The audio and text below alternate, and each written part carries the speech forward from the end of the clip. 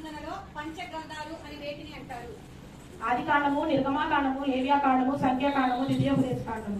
పాత నిబంధనలో చరిత్ర గ్రంథాలు అని వేటిని అంటారు? యెహోషువ, న్యాయాధిపతులు, రూతు, మొదటి సమూయేలు, రెండవ సమూయేలు, మొదటి రాజులు, రెండవ రాజులు, మొదటి దినవృత్తాంతములు, రెండవ దినవృత్తాంతములు, ఎజ్రా, నెహెమ్యా, ఎస్తేరు.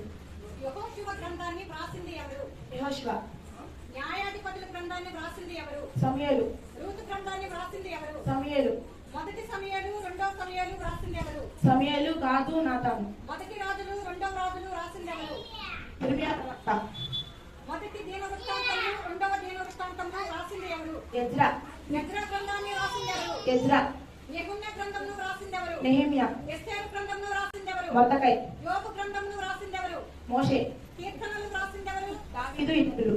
పాత నిబంధనలో పద్య భాగము అని వేటిని అంటారు? యేబు, కీర్తనలు, సామెతలు, ప్రసంగి.